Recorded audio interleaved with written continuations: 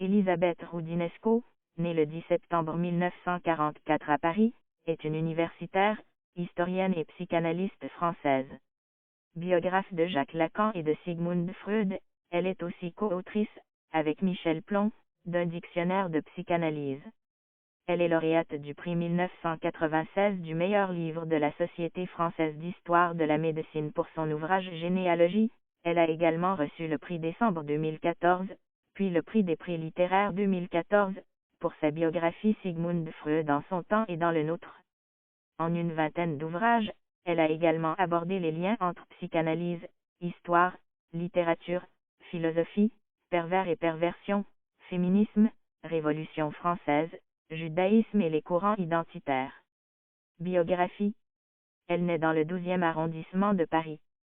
Son père, Alexandru Rudinescu, est médecin républicain, laïque et assimilationniste d'origine roumaine. Sa mère, Jenny Aubry, de 1903 à 1987, née Weiss, est neuropédiatre et psychanalyste française. La famille Weiss appartenait à la bourgeoisie protestante et alsacienne. La journaliste et écrivaine féministe, Louise Weiss, est la sœur de Jenny. La famille maternelle de Jenny Weiss, la famille Javal, était une grande famille parisienne, d'origine alsacienne, juive acquise aux idéaux des Lumières et aux valeurs de la République. Deuxièmement, Elisabeth Roudinesco épouse Michel Favart en 1966 puis divorce en 19693. Elle est l'épouse de l'éditeur Olivier Bétourné, dont elle est la compagne depuis 1986. Référence souhaitée, PDG actuel de la maison d'édition du Seuil. Le mariage a été célébré le 29 septembre 2017. En 2018, elle se porte candidate à l'Académie française 4, cependant, elle retire sa candidature quelques jours après cinquièmement. Le 9 mars 2020 et en référence souhaitée, elle fonde, avec Olivier Bétourné, l'Institut Histoire et Lumière de la Pensée, qui tient son premier conseil d'administration le 17 mars 2020 et annonce la création d'un prix littéraire récompensant un ouvrage de non-fiction, le prix de la Contralée, décerné chaque année à partir de mars 20226. Parcours scolaire et universitaire. Elisabeth Roudinesco effectue ses études secondaires d'abord au lycée Racine, Paris, puis, à partir de la première, au collège Sévigné 7,8. Après avoir été enseignante en Algérie au centre de Boumerès en 1966 et 1967, elle poursuit ses études supérieures à la Sorbonne où elle obtient une licence de lettres modernes, avec une option linguistique 9, puis une maîtrise de lettres modernes préparée sous la direction de Tsvetan Todorov à l'université Paris 8. Dixièmement. Elle a été élève de Gilles Deleuze et en 1969 de Michel de Certeau qui l'a encouragée à écrire une histoire de la psychanalyse 9 et a suivi un an de cours avec Michel Foucault 10,12. Elle soutient en 1974 à l'université de Paris 8 une thèse de troisième cycle en littérature française, intitulée Inscription du désir et roman du sujet, sous la direction de Jean Levaillant 13. En 1991, elle soutient son habilitation à diriger des recherches, HDR, en lettres et sciences humaines, sous la direction de Michel Perrault, à l'Université de Paris 7, en présentant une note de synthèse intitulée Étude d'histoire du freudisme, origine, invention doctrinale, mouvement institutionnel et implication dans la culture du XXe siècle 14. Elle donne, depuis 1991, un séminaire sur l'histoire de la psychanalyse dans le cadre de l'école doctorale du département d'histoire de l'Université Paris 7 Denis Diderot, UFR de géographie, histoire et sciences de la société, GHSS. Ce séminaire est rattaché depuis la rentrée 2011, au département d'histoire de l'école normale supérieure de la rue d'Ulm 15. De 2001 à 2007, elle est chargée de conférences à l'école pratique des hautes études, 4e section 10e. En de 2007 à 2008, elle est intégrée à l'équipe d'accueil de Jacques Leridé et Esther Benbassa à la 5e section de l'école pratique de hautes études 16. Elle tient un séminaire sur la question des médecines de l'âme depuis 1991, et, depuis 2009, désormais conjoint avec l'école normale supérieure de la rue d'Ulm. Référence nécessaire. Parcours psychanalytique. Enfant, elle fait une cure de quelques mois chez Françoise Dolto 17. Elle s'intéresse tout d'abord à la psychanalyse sans avoir elle-même suivi une psychanalyse, puis en poursuit une avec Octave Manoni neuvièmement.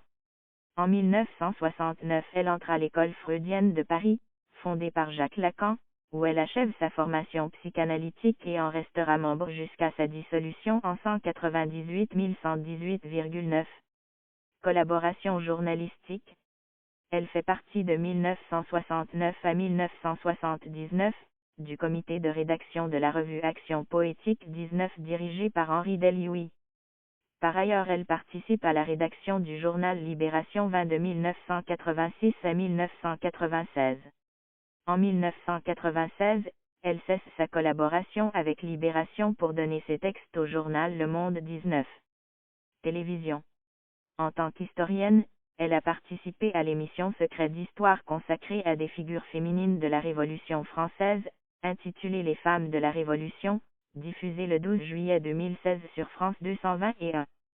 Titre et fonction. Titulaire d'une habilitation à diriger les recherches, enseignante associée à Paris-7 depuis 1991, où elle tient un séminaire sur l'histoire de la psychanalyse au département d'histoire de l'Université Paris-7 Denis Diderot, UFR de géographie, histoire et sciences de la société 22 depuis 1991. Hébergée depuis 2008 à l'ENS rue d'Ulm, d'abord, au Centre international d'études de la philosophie française contemporaine, dirigé, alors, par Alain Badiou et ensuite au département d'histoire, dirigé par Gilles Pécoute. Chargé de conférences à l'École des hautes études en sciences sociales et HESS, de 1992 à 1996. Chargé de conférences à l'École pratique des hautes études École pratique de hautes études, de 2001 à 2008. Honorary Visiting Professor, Université de Roehampton, Londres, 23 depuis 2007. Membre du conseil d'administration de la Fondation pour la recherche en psychiatrie depuis 624. Présidente de la Société internationale d'histoire de la psychiatrie et de la psychanalyse, SIP, depuis 725. Membre du comité de lecture de la revue clinique méditerranéenne depuis 2004. Membre du comité éditorial, Editorial Advisory Board, de la revue History of Psychiatry, sous la direction de G. E. Berrios, publié chez Sage Publications 26. Travaux. Orientation et méthodologie. Les premiers travaux d'Elisabeth Roudinesco remontent aux années 1970, avec la publication d'articles de critique littéraire sur Raymond Roussel, Antonin Artaud, Bertolt Brecht ou Louis-Ferdinand Céline, tout en évitant la psychobiographie, c'est-à-dire la psychologisation de l'œuvre littéraire par l'étude clinique du comportement de l'auteur. Il montre, par la mise en relation d'une trajectoire singulière et d'une œuvre, qu'un pan entier de la littérature du XXe siècle est habité par l'histoire du freudisme et d'une médecine mentale issue des théories de l'hérédité dégénérescence 27. C'est en 1979 qu'Elisabeth Roudinesco s'oriente vers la rédaction d'une histoire de la psychanalyse en France. À cette époque, le principal modèle est encore celui de la biographie. Il répond à la situation du mouvement psychanalytique qui est encore, du point de vue des archives, des documents et des sources, sous la domination des héritiers de Freud. Les recherches sont alors marquées par un courant historiographique selon lequel le modèle biographique, centré sur la notion de père fondateur, correspond à l'essence même de toute quête des origines. Néanmoins, ce modèle se trouve déjà en déclin depuis l'émergence d'une histoire savante et notamment depuis la parution en 1970 du livre d'Henri Hélène Burgard, Histoire de la découverte de l'inconscient. Elisabeth Roudinesco fait rééditer cet ouvrage, en 1994, réédition dont elle écrit la préface 28. Détesdé et Lamberger, Elisabeth Roudinesco conserve plusieurs lignes directrices, mais elle y ajoute une méthodologie issue des travaux de l'école française, Georges Canguilhem et Michel Foucault. Ainsi, l'étude des systèmes de pensée devient celle des formes dans lesquelles, à une époque donnée, les savoirs se singularisent, prennent leur équilibre et entrent en communication, une histoire des hommes qui pensent et des systèmes qui s'entrecroisent, mais aussi une analyse critique de la notion de conscience et de sujet de la connaissance 28. Roudinesco commente l'article de Canguilhem Qu'est-ce que la psychologie ? Et le considère comme un texte important pour cette discipline 29. Sur Lacan. En 1993, elle consacre une biographie à Jacques Lacan, interprète d'un freudisme originel né à Vienne à la fin du XIXe siècle, marqué dès 1938 par le sentiment généralisé d'un déclin du patriarcat, Lacan a eu comme Freud, et contre l'école anglaise, le souci de revaloriser la place du père dans la société occidentale, sous la forme d'une fonction symbolique. Elisabeth Roudinesco met en évidence que, bien que Freud soit rétif à toute perspective philosophique, Lacan a introduit des éléments de la philosophie allemande, Hegel, Nietzsche, Heidegger, dans la doctrine freudienne, tout en permettant de l'extraire définitivement de toute tentation biologisante pour, à partir de méthodes structuralistes empruntées à Saussure, roman de Jacobson et Lévi-Strauss, l'orienter vers la primauté du langage et du sujet 30. Implantation du freudisme. L'étude de la mélancolie de Théroigne de Méricourt, pionnière du féminisme, et cas célèbre dans les annales de l'aliénisme, elle a été observée par Esquirol à la Salpêtrière, permet à Elisabeth Roudinesco de montrer l'importance du paradigme de la Révolution pour la situation du freudisme français, tout en insistant sur la nécessité d'inclure l'analyse des patients à celle des doctrines comme un élément décisif de la constitution du discours de la psychopathologie psychanalytique. 31. Selon Elisabeth Roudinesco, la France est le seul pays où ont été réunies, sur une longue durée, toutes les conditions nécessaires à une implantation réussie du freudisme comme mouvement et comme système de pensée dans la vie culturelle et scientifique.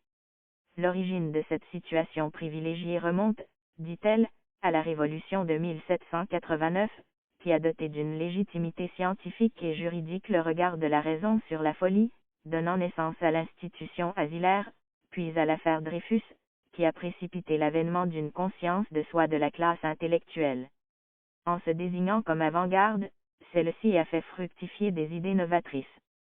S'ajoute à cela la naissance de la modernité littéraire, à travers Baudelaire, Rimbaud et Lautréamont, qui ont énoncé, dans une écriture nouvelle, le projet de changer l'homme à partir du jeu est un autre 32.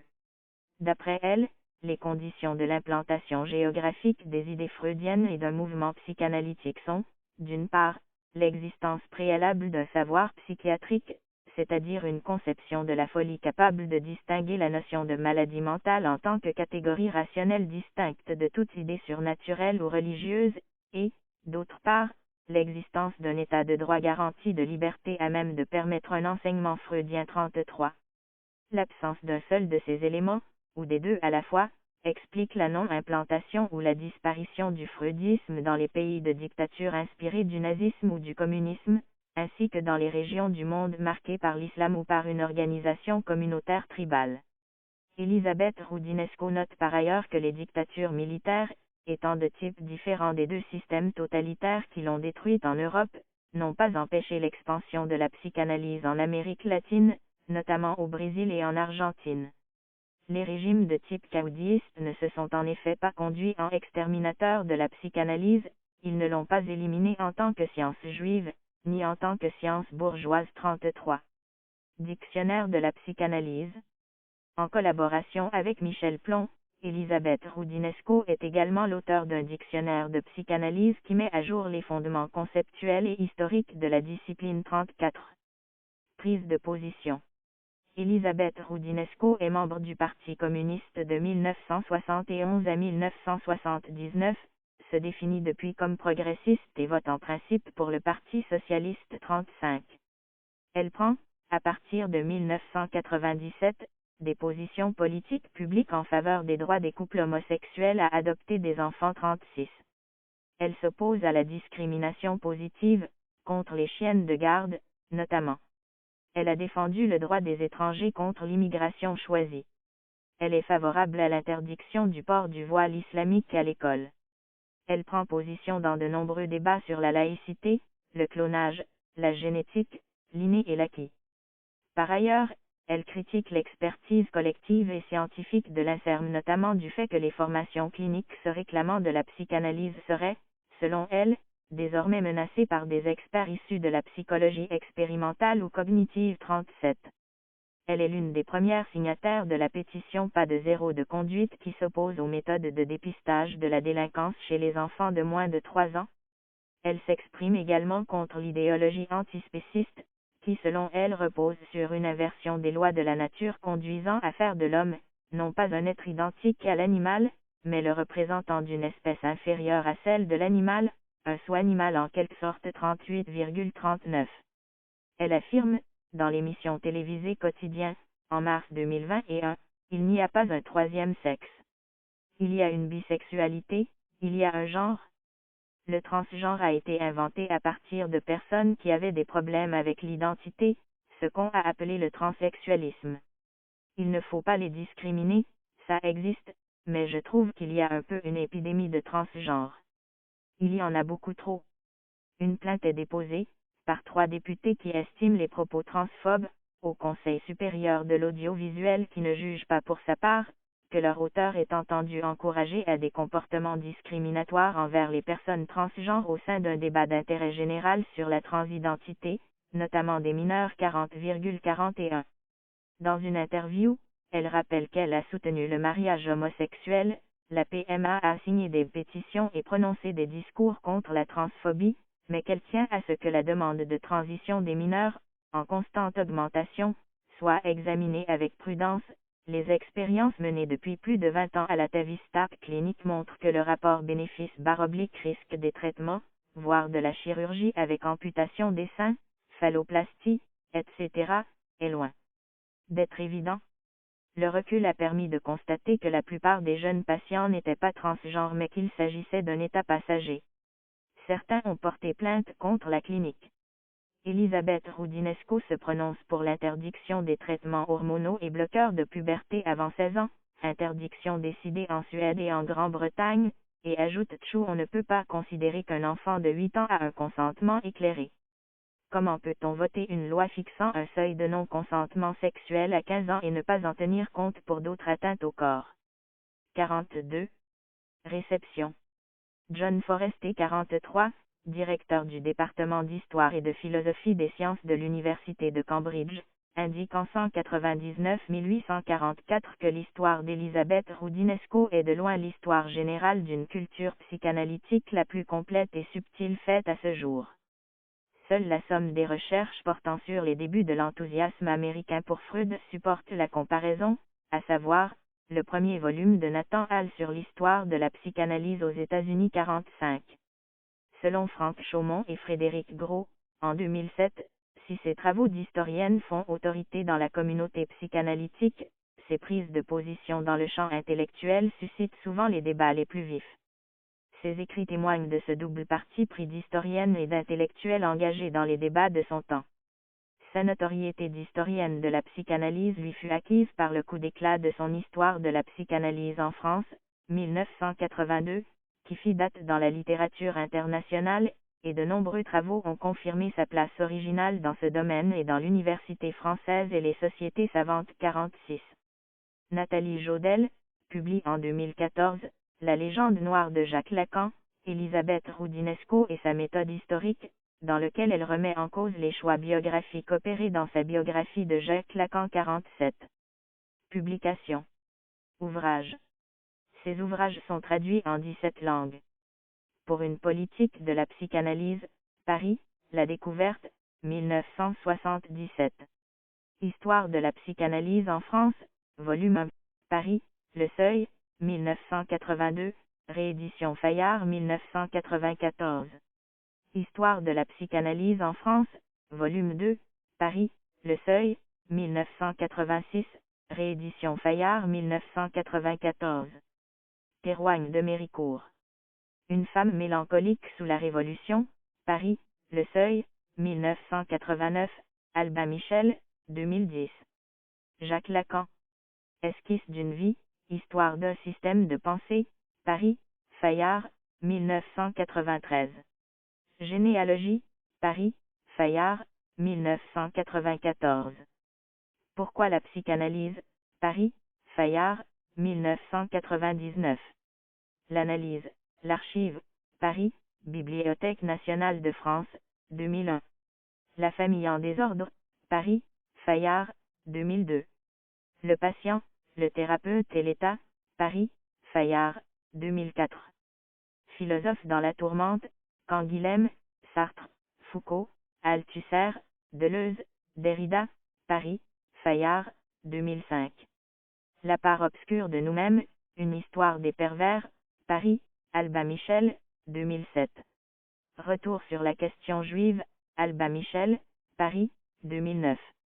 Mais pourquoi tant de haine, Paris, Seuil, mai 2010. Lacan, envers et contre tout, Paris, Seuil, septembre 2011. Lacan. Passé, présent. Dialogue, avec Alain Badiou, Paris, Seuil, 2012. Sigmund Freud dans son temps et dans le nôtre, Paris, Seuil, 2014, ISBN 978 A2-02 à 118 379-5, prix décembre 2014 et prix des prix littéraires 2014. Dictionnaire amoureux de la psychanalyse, Plomb, 2017. Soi-même comme un roi, essai sur les dérives identitaires Paris, Le Seuil, 2021. Ouvrage en collaboration ou réédité par Elisabeth Roudinesco. Penser la folie, essai sur Michel Foucault, collectif et Société internationale d'histoire de la psychiatrie et de la psychanalyse. Colloque, 1991, Grand Amphithéâtre de Sainte-Anne, Galilée, débat, 9 septembre 1992. Médecine de l'âme. Essai d'histoire de la folie et des guérisons psychiques, texte réuni par Henri F. Ellenburger, Paris, Fayard, collection Histoire de la pensée, 4 octobre 1995. Dictionnaire de la psychanalyse, avec Michel Plomb, Paris, Fayard, 1997, réédité en 2000 puis en 2006. Actualité de Georges Canguilhem, Société internationale d'histoire de la psychiatrie et de la psychanalyse. Colloque 10e, 1993, Paris, France, Georges Canguilhem, François Bing, Jean-François Brostin, Elisabeth Roudinesco, Les empêcheurs de tourner en rond, 24 novembre 1998. Psychothérapie d'un Indien des plaines. Réalité et rêve, Georges Devreux, Paris, Fayard, collection Histoire de la pensée, 18 mars 2000.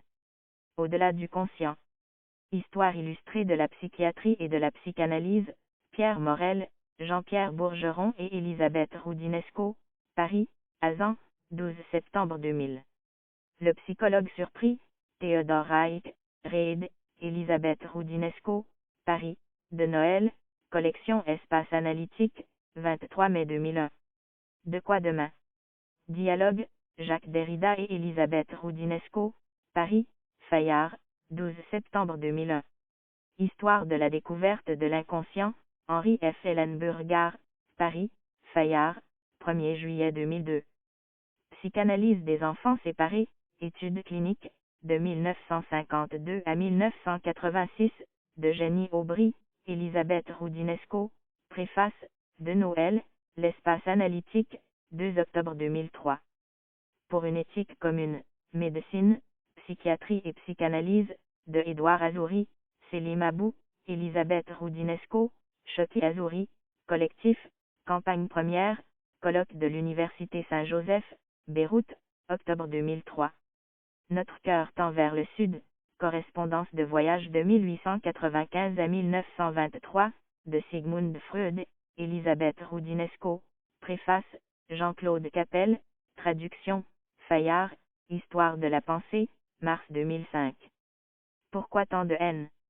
Anatomie du livre noir de la psychanalyse, Elisabeth Roudinesco, Jean-Pierre Sueur, Roland Gory, Pierre Daliane, Jacques Ralit, Navarin éditeur, Paris, octobre 2005.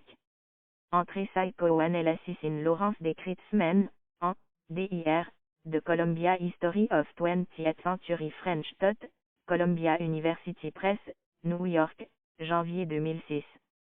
Participation à l'ouvrage collectif Qu'est-ce que la gauche, Fayard, 2017. Principaux articles. Cogito et sciences du réel, Inlark, 58, 1974. Brecht avec Freud, Inlern, 1, 1979. Documents concernant l'histoire de la psychanalyse en France durant l'occupation, In Cahier Confrontation, 16, 1986.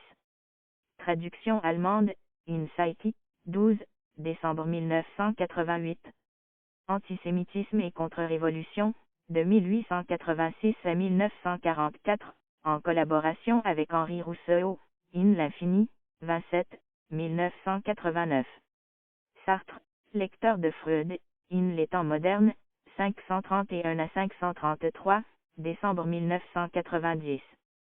Traduction allemande, Ries, 12, de 2039 à 40, septembre/octobre 1997. Repris dans Philosophe dans la tourmente.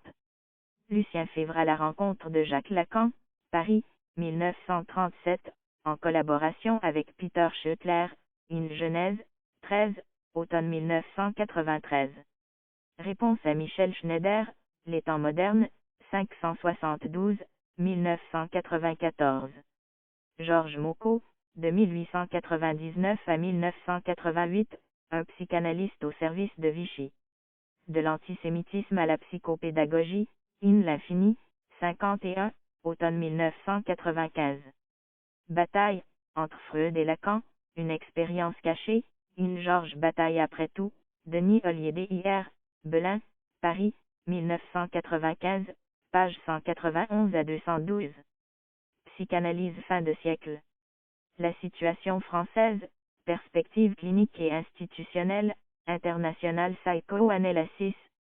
De Newsletter Institut de préparation aux affaires, version française et anglaise, volume 6, issue 1, 1997. Traduction portugaise, O Holo da Historia, 5, 1, Nord 5, Salvador de Bahia, 1998. Carl Gustav Jung, de l'archétype au nazisme. Dérive d'une psychologie de la différence, l'infini, 63, automne 1998. Les premières femmes psychanalystes, 1900. Revue d'histoire intellectuelle, 16, 1998. Repris dans Topic, 71, 2000. Souffrance psychique, rêve, nouveaux enjeux de la modernité, Père Alex, janvier 2000. Claude Lévi-Strauss et la psychanalyse, de près et de loin, critique, 620 à 621, janvier-février 1999. Psychanalyse profane et analyse laïque. Variation sur un thème, Inessin, 4, 1999. Freud et le régicide. Élément d'une réflexion, une revue germanique internationale, 14, 2000. Écrire d'amour, hommage à action poétique, in forme et mesure. Cercle Polivanov, pour Jacques Roubaud / mélange, mesure à 49, Inalco, publication des Langots, Paris, 2001. Désir de révolution, ligne, février 2001. La liste de Lacan. Inventaire de choses disparues, revue de la BNF, 14, 2003. Repris dans Éric Marty, collection, Lacan et la littérature, Paris, Manussu, Le marteau sans maître, 2005. La psychanalyse et le club de l'horloge, chronique d'un antisémitisme masqué, Les temps modernes, juin 2004. À propos d'une lettre inédite de Freud sur le sionisme et la question des lieux saints, clinique méditerranéenne, 70, 2004. Désir d'un au-delà du moi, la règle du jeu, 30, janvier 2006. Livre audio. Histoire de la psychanalyse en France, lu par Elisabeth Roudinesco et Michael Lansdale, édition des femmes, collection. Bibliothèque des voix, 1990. Exposition. La psychanalyse 1 et deuxièmement. Commissaire scientifique, Elisabeth Roudinesco. Auteur, Yann Dinard. Réalisé par Anne Parian pour LADPF, Ministère des Affaires étrangères, 2002. Filmographie. Sigmund Freud.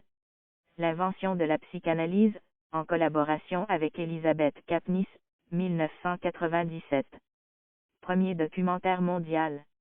Réalisé à partir d'archives inédites et avec la participation d'universitaires de plusieurs pays, Peter Gay, Yoho Safri et Emily Rush-Almy, États-Unis, Ricardo Steiner, Grande-Bretagne, Rajin Lokao, Allemagne, Jean Clair, France. 110 minutes. France 3/Art. Chercheur de notre temps, Elisabeth Roudinesco, entretien d'une heure avec Elisabeth Roudinesco conçu par Dominique Bollinger, réalisé par Philippe Miguel, produit par le Centre de documentation pédagogique, 1999.